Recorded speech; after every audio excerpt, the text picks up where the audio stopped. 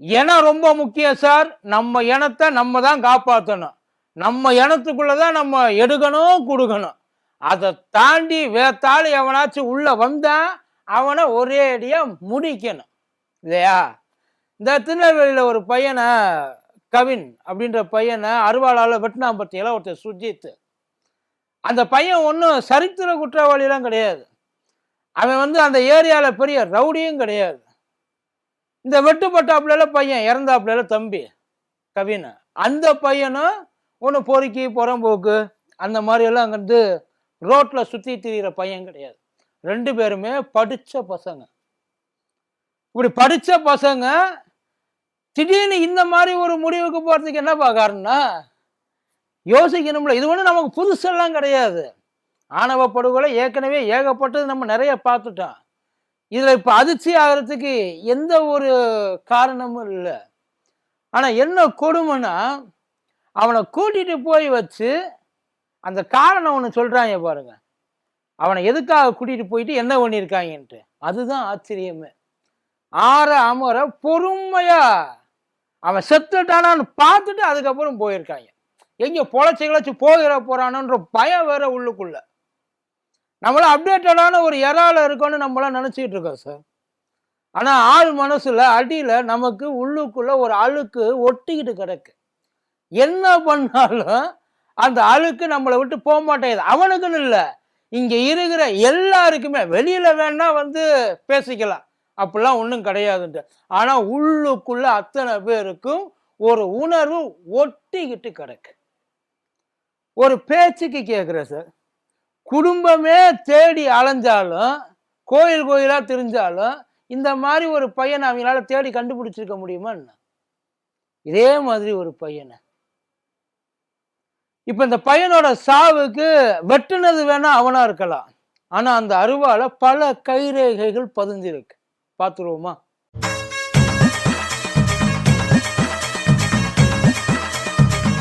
டயா booster சுகரை control பண்ணும், உங்க ஆரோக்கியத்தை மீட்டு தரும். சர்க்கரையை கட்டுப்படுத்துறதுக்கான எளிமையான வழிமுறை, இயற்கையான வழிமுறை. அனைத்து மருந்து கடைகளிலும் கிடைக்கும். மதியம் வணக்கம். இது மதியம் தர்பார் கோத்தடி கோப்பு. ஆயுசு முழுக்க ஆணவ கொலையை நம்ம பார்த்துக்கிட்டே இருக்கணும் சார். அது நம்ம தலையெழுத்து. இதை போயிட்டு அரசாங்கமோ அதிகாரிகளோ இதை தடுத்து நிறுத்துறதுக்கெல்லாம் வாய்ப்புன்றதே கிடையாது. ஏன்னா நினைச்ச நேரத்தில் எவன் என்ன பண்ணுவான்னு யாருக்கும் தெரியாது. அவனா பார்த்து அதை ஒன்று இதை நம்ம அக்செப்ட் பண்ணிக்க பழகிக்கணும். இல்லையா அவங்க வச்சிருக்க ஒரு ரூல்ஸுக்குள்ள நம்ம அடாப்ட் ஆகிறதுக்கு பழகிக்கணும். அவ்வளவுதான். இப்போ இந்த பையனுக்கு என்ன குறைச்சல்? ஒரு பொண்ணுக்கு, உங்க வீட்டில் ஒரு பொண்ணு இருக்குன்னு வைங்களா, அந்த பொண்ணுக்கு நீங்க மாப்பிள்ளை பார்க்குறீங்க. அந்த மாப்பிள்ளை எப்படி இருக்கணும்னு எதிர்பார்ப்பிய? நல்லவனா இருக்கணும், இப்போ அதாவது சம்பாதிக்கணும், சொந்த வீடு இருக்கணும், அப்பா அம்மா நல்ல குடும்பமா இருக்கணும், நல்லா பார்த்துக்கணும் பிள்ளைய. இவ்வளவு தானே. இதுல எந்த ஒரு இடத்துலையுமே அவனை வந்து இன்ட்டு மார்க்கே போட முடியாது. தப்பு, இந்த இடத்துல சரிபட்டு வர மாட்டான். 1,50,000 ரூபா சம்பளம் வாங்குறான் சார். வெறும் 26 வயசு பையன், கோல்டு மெடலிஸ்ட் வேற, காலேஜ்ல கோல்டு மெடலிஸ்டா. 26 வயசுல ஒரு லெவல்ல லைஃப்ல செட்டில் ஆகிறதுல எவ்வளவு பெரிய கஷ்டம் தெரியுமா? இத்தனைக்கும் அவன் வந்து ஒன்றும் இல்லாத குடும்பத்துல இருந்துலாம் வரல. கம்பேரிட்டிவ்லி பாக்குறப்போ அந்த பொண்ணு ஃபேமிலியை விட பையன் ஃபேமிலி ஒரு படி மேல சொசைட்டியில், அந்த பொருளாதாரத்துல, அந்த அந்தஸ்துல ஒரு படி மேல ஒரு பேர். இடையில இவங்களுக்கு பிரச்சனையா இருந்த ஒன்னே ஒண்ணு ஜாதி. ஏன் என்னதான் நீ வந்து வளர்ந்தாலும், என்னதான் நீ பெரிய ஆளா இருந்தாலும், நீ நானும் ஒண்ணு கிடையாதுன்ற அந்த மனசு உள்ளுக்குள்ள இருக்கு இல்லையா? அந்த பையனுக்கு 24, இத்தனைக்கும் அந்த பையன் வெட்டுப்பட்ட செத்த அந்த பையனை விட இந்த பையனுக்கு வயசு கம்மி. தெரியாதவெல்லாம் கிடையாது. எல்லாரும் ஒன்னா படிச்சிருக்காங்க. அதாவது ஒரே ஸ்கூல்ல வந்து இருந்திருக்காங்க. 10 வருஷம் பழக வழக்கம். பையனோட அப்பா ஊராட்சி மன்ற தலைவரா, அம்மா கவர்மெண்ட் செக்டர்ல வேலை பார்க்குறாங்க. இந்த பக்கம் பொண்ணோட அப்பா அம்மா 2 பேருமே சப் இன்ஸ்பெக்டர். பொண்ணு சித்தா படிச்சுட்டு வேலை பார்க்குது. இந்த பையன் இங்க சென்னையில வேலை பார்க்குறான். சார் கம்பேரிட்டிவ்லி பாக்குறப்ப ஒரு நல்ல சம்பந்தம் இதை விட எந்த இடத்துல இவங்களுக்கு இடைஞ்சலா இருந்துச்சு, கண்டிப்பா அந்த அப்பா அம்மாவுடைய அனுமதி இல்லாமலோ அந்த நாலேஜ் இல்லாமலோ இந்த பையன் இப்படி ஒரு காரியத்தை பண்றதுக்கு வாய்ப்பே இல்லை. கண்டிப்பா அவனுக்கு இதுக்கு எதிர்வினைகள் எவ்வளவு தூரம் வரும், பையனோட லைஃப் எந்த அளவுக்கு பாதிக்கப்படும் அப்படின்றது அந்த போலீஸ் அதிகாரிகளுக்கு தெரியும், அப்பாவுக்கும் தெரியும், அம்மாவுக்கும் தெரியும். இது வரைக்கும் அந்த 2 பேரோட போட்டோவும் வெளியில வரல. ஏன்னா பையனோட அப்பா ரொம்ப தெளிவா சொல்லியிருக்காரு, அவங்க தான் இவனை தூண்டி விட்டு இப்படி பண்ணி கதறாங்க சார், கதறாங்க. அந்த பொண்ணு ஆக்சுவலா அந்த பொண்ணு ஒருவேளை இதை அக்செப்ட் கூட பண்ணிக்கலாம். எப்பன்னா ஒன் சைடா இவன் என் தங்கச்சியோ அக்காவோ எங்க அக்காவை போட்டு இவன் டார்ச்சர் பண்ணிக்கிட்டு இருக்கான், அந்த புள்ள பயந்து போயிருக்கு, இல்ல இவன் ஒரு பொறுக்கி ஊர் மேயிறவன், ஒரு பேச்சுக்கு கஞ்சா அடிச்சுட்டு சுத்துறவன், குடிகாரன், இவனை நம்பி எப்படி எங்க அக்கால கொடுக்குறது, எங்க அக்கா வாழ்க்கை சீரழிஞ்சு போயிடும் அப்படின்னு நினைச்சு இந்த காரியத்தை பண்ணியிருந்தா, டார்ச்சர் தாங்க முடியல அப்படின்னு நினைச்சிருந்தா பரவாயில்லையே. ஆனா அந்த பையன் அப்படிலாம் எதுவுமே உண்மையிலே ரொம்ப இவ்வளவு தூரம் வசதியான ஒரு வீட்டு பையன் ஒழுக்கமா வளர்றதுன்றது உண்மையிலே ரொம்ப ரேரு. ரொம்ப ரொம்ப ஒரு டைம் பாஸுக்கு இந்த பிள்ளைய போட்டு ஓட்டிக்கிட்டு இருந்தா அப்படின்னா அது வேற. சீரியஸா லவ் பண்ணி கல்யாணம் பேசுற ஸ்டேஜுக்கு போயிருக்காங்க சார். அவன் எப்ப ஊருக்கு வர்றான், என்ன பண்றான், எப்படி போடலான்னு பிளான் போட்டு ஸ்கெட்ச் போட்டு பண்ணியிருக்காங்க. ஒட்டுமொத்த ஃபேமிலியே ஸ்கெட்ச் போட்டிருக்கு. கூட்டிட்டு வந்து எங்கேயாவது பொது வழியில வச்சு வெட்டுனா தப்பிச்சு ஓடலாம், காப்பாத்துறதுக்கு யாராச்சும் வரலாம், ஒருவேளை வெட்டு சரியா விழுகாம கூட போகலாம் அப்படின்றதுக்காக அவனை கூட்டிக்கிட்டு போய் வீட்டுக்கிட்ட வச்சு வெட்டியிருக்காங்க. எங்க தெளிவா இருந்தா எங்கேயாச்சும் எஸ் ஆயிடுவானோ நினைச்சு கண்ணுல முளையா பொடிய தூவி அவன் எந்த பக்கமும் நகர முடியாத அளவுக்கு ஆட்ட அறுகிற மாதிரி அறுத்துருக்காங்க சார்.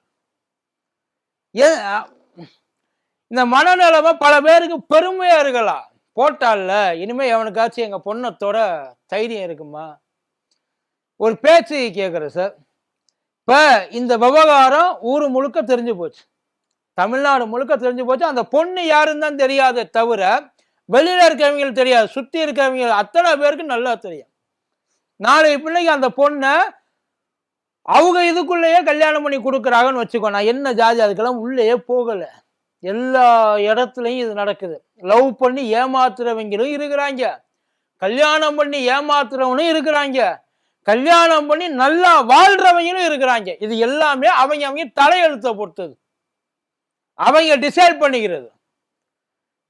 இப்ப கல்யாணம் பண்ணி கொடுப்பாங்கல்ல, கல்யாணம் பண்ணி கொடுத்ததுக்கு அப்புறம் அவன் கேட்க மாட்டான், 10 வருஷமா எல்லாரும் 2 பேரும் ஒண்ணா இருந்தீங்களாமே, சும்மாவா இருந்திருப்பியா சார்.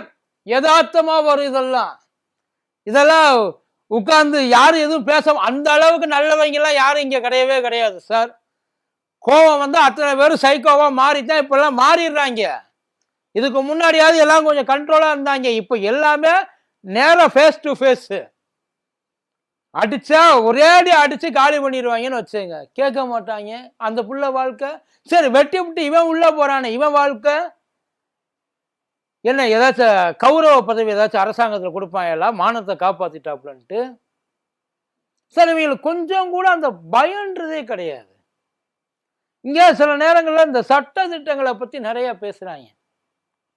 சட்ட திட்டம்லாம் எவனையும் கட்டுப்படுத்த, சட்டத்துக்கு பயந்தவன் எவனாச்சும் முதல்ல அருவாள் எடுப்பானா?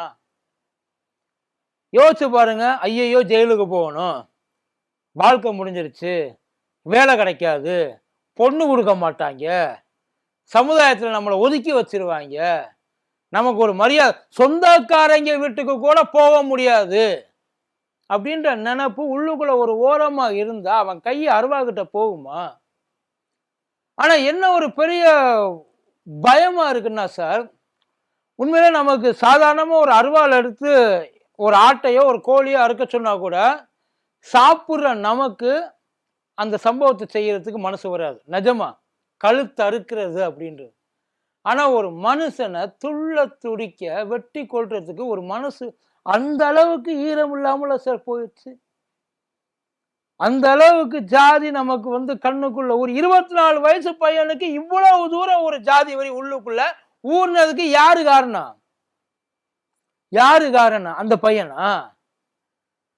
பிறக்கும் போதே ஊட்டி ஊட்டி சொல்லி சொல்லி இருக்கிற எல்லா இடத்துலயும் அவனோட சர்க்கம்டன்ஸ் அத்தனையும் அவனை அந்த அளவுக்கு மாத்தி வச்சிருக்கு. இது வீட்டுல இருந்து ஆரம்பிச்சிருக்கான். இவ்வளவு வெட்டினமே அவன் அக்கால வெட்டி இருக்க வேண்டியதானே? குடும்ப மானத்தை இப்படி பறக்க விடுறிய, உன்னால நம்ம இனத்தோட மானம் போச்சு, போட்டிருக்க வேண்டிய அங்கே போலியா அவனை போட்டிய. அந்த பையன் என்னடா தப்பு பண்ணா? கையை பிடிச்சி இழுத்தானா? மயக்க மருந்து கொடுத்து அந்த பிள்ளைய கடத்திட்டு போனானா? இல்ல கட்டாய வீடு பூந்து ஆளை தூக்கிட்டு போய் கட்டாய தாலி கட்டினானா? சார் நம்ம நினைச்சிட்டு இருக்க நம்ம எல்லாம் டெவலப் ஆயிட்டா எல்லாம் சரியாயிடுச்சு, சேஞ்ச் ஆயிடுச்சு. அப்ப இருந்ததெல்லாம் இப்ப எதுவுமே கிடையாது. அப்ப அப்ப இருந்ததுக்கு இப்ப இருக்கிறதுக்கும் ஒரே ஒரு வித்தியாசம் தான். அப்ப படிக்காம இருந்தாங்க, இப்ப படிச்சுட்டு அதே மாதிரி இருக்காங்க. இவங்களா பார்த்து திருந்தினால் மட்டும்தான் எதுவுமே இங்க நல்லா இருக்கும். இல்லைன்னா இது அப்படியே போகும். இதுல வீரத்தை நிரூபிக்கிறதுக்கு ஒண்ணுமே கிடையாது. எதிர்த்து சண்டையெல்லாம் எங்கேயும் போட முடியாது. ஒரு அருவா இருந்தா போதும். அவன் நினைச்சதை முடிச்சுட்டான். கோர்ட்ல போய் சரண் ஆயிட்டான் சார். சரண்டரு. அவங்க நல்லா முன்கூட்டியே எல்லாமே பக்கா பிளான். அது போட்டு போயிருந்துட்டாங்க. இடையில வேற எங்கேயும் சிக்கிறாத. இப்ப அவங்கள இடைநீக்கம் பண்ணி வச்சிருக்காங்களா அந்த காவலர்களை. அந்த எஸ்ஐ இருக்காங்களா 2 பேரும் அப்பா அம்மா. இடைநீக்கம் பண்ணி என்ன இடைநீக்கம் பண்ணி என்னத்த பண்ண சொல்றிய சார்? எங்களுக்கு தெரியாதும்பாங்க. இப்ப அந்த பையன் கூட சொல்லிருக்கான், எங்க அக்கால ரொம்ப டார்ச்சர் பண்ணான்ட்டு. இப்ப அந்த புள்ள வந்து ஒரு வேளை ஆமா என்ன டார்ச்சர் பண்ணா அப்படின்னு ஒரு வார்த்தை சொல்லிருச்சுன்னு வைங்கள, முடிஞ்சு போச்சு. ஆனா அப்படியே டார்ச்சர் பண்ணாலும் நீ போலீஸ்ல கம்ப்ளைண்ட் பண்ண வேண்டியதானம்மா? கேட்பாங்க. நான் எங்க அப்பா அம்மாட்ட சொன்னேன், எங்க அப்பா அம்மா வந்து அவங்கள கூப்பிட்டு கண்டிச்சாங்க, கேட்க மாட்டேன்ட்டான். கூப்பிட்டு வச்சு கேட்பாங்க. ஏப்பா உனக்கு அந்த பையன், அவங்க அப்பா அம்மா சொல்லுவா, அந்த பையன் முக்கியமா, அவன் செத்து போயிட்டான், அல்ல கூட பிறந்த தம்பி முக்கியமா, அப்பா அம்மா முக்கியம் இல்லையா? அதான் ரொம்ப ஈஸியா போயிடும். மொத்தத்துல ஒரு அப்பாவி செத்து போயிட்டான். ஒரு நல்ல பையன் வாழ்க்கை நாசமா போச்சு. இன்னும் பல பேர் இப்படி இருக்கிறாங்க. பார்த்து கொஞ்சம் சூதானமா நடந்து. அவ்வளவுதான். நன்றி.